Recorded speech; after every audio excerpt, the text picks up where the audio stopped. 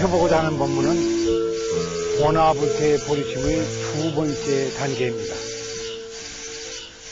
비록 신심을 갖추어서 부처가 곧 이 마음인 줄을 알며 이 마음이 곧 부처인 줄을 확실히 안다고 하더라도 이 사람이 반드시 보리심을 내는 그러한 사람이라고 할 수는 없습니다.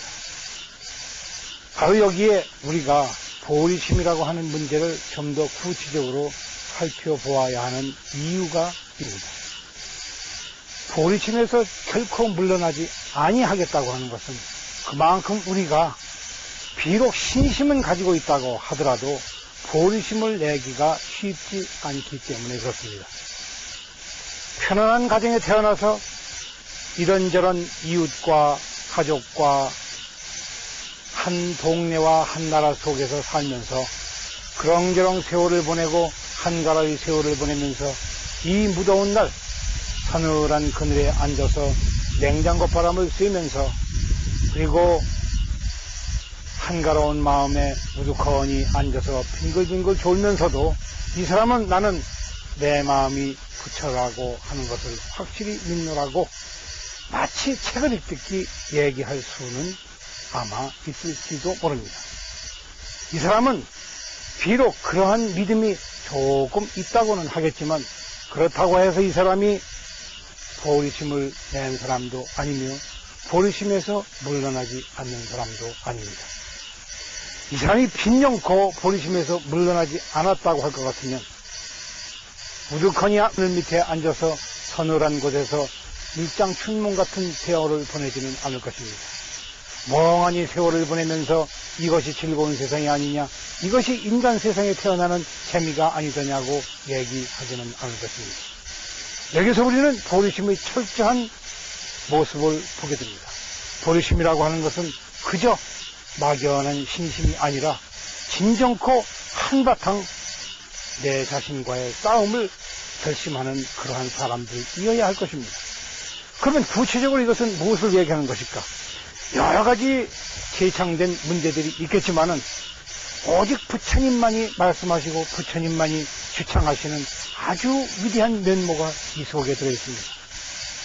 염불하는 것도 그렇고 참선을 하는 것도 그렇고 간경을 하는 것도 똑같습니다. 아무리 저들이 좋다고 하나 여기에 보리심을 내지 아니하면 아니됩니다. 이는 마치 이와 같은 경우입니다. 이 세상을 한가로이 살아가다가 문득 어찌된 일인지 이것이 예사롭지 않다는 것을 호련히 느끼게 됩니다. 그리고 정신을 똑바로 차리고 보니 도대체가 이 세상이라고 하는 것이 정말 덧없는 것이로구나. 도대체 한바탕 꿈이었구나. 이것을 내가 진짜로 알고 있었었구나 라고 의심을 하는 바로 그것입니다. 도대체 이 세상을 한가로이 살아가면서 꿈처럼 세월을 보내는 이 물건이 도대체 무엇이던가. 눈물을 펑펑 흘리면서 뉘우칩니다. 그리고 스스로 생각하기를 도대체 이놈이 어떠한 물건이길래, 어디서 온 놈이길래, 도대체 어디로 가는 물건이길래 이와 같이 되는 것입니다. 똑같은 사막도의 세상에 살면서도 어떤 사람은 지옥에 살며 어떤 사람은 극락세계에 삽니다. 어떤 사람은 좋은 나라에 살고 어떤 사람은 나쁜 나라에 삽니다. 어떤 사람은 즐거운 세상에 살며 어떤 사람은 괴로운 세상에 삽니다. 이것이 그 사람의 보리심과 문제가 됩니다. 진정으로 마음속에서 열심히 일을 하는 사람은 음악을 작곡하거나 연주를 하거나 글을 쓰거나 책을 보거나 참선을 열심히 하거나 지금 의단이 추철해서 도저히 견디지 못하는 사람에게는 이따위 더위가 하는 문제가 되질 않습니다. 열화와 같은 지옥의 불길 속에 들어앉아 있으나 마음속은 서늘할 것입니다. 그래서 거파가 호련히 시원해진다고 본문에도 분명히 말씀하시지 않았습니까? 바로 이때에 이 세상을 이와 같이 한가로이 살아가는 이 물건이 무엇인가 도대체 알 수가 없다. 그런데 똑같은 이러한 질문을 던지면서도 흔히 이런 얘기를 하는 수가 있습니다. 마치 책을 읽듯이 행주자와 어묵동정에 도대체 이와 같이 말하고 듣고 보고 하는 놈이 무엇인고 하고 넋두리 하듯이 책을 읽듯이 외에는 그런 화두를 하는 사람이 있습니다. 이런 사람들도 선방에 앉아서 졸면서도 여전히 나도 참선을 하는 사람 있네 하고 이야기를 합니다. 이 세상을 살아가면서도 마찬가지입니다. 세상의 오용락에 빠져 있으면서도 호련히 얘기하기를 이놈이 도대체 무엇인고 가끔 염불하듯이 그저 흩트는 말로 그와 같이 찌꺼리고서는 스스로 자위하기를 나도 그래도 가끔은 정신 차리노라. 나도 가끔은 생각할 줄 아노라. 나도 가끔은 참회하노라고 얘기를 하는 사람들이 얼마든지 이 세상에는 있습니다. 다른 사람이 그러하니 나도 그러해야 되겠고 비록 그것이 무엇인지도 모르고 마음에 들지도 아니하지만 그와 같이 되뇌이곤 합니다. 그러나 지금 우리가 여기서 말하는 보리심이라고 하는 것은 그것이 아닙니다. 호련히 도대체 이것이 어떤 물건인가? 어째서 내가 지금 이 지경이 되었는가? 어째서 내가 이와 같이 살고 있는가? 도대체 이놈이 무엇인가? 이것은 저 남학 회양선사께서 육조 스님을 찾아왔을 때의 그 광경입니다.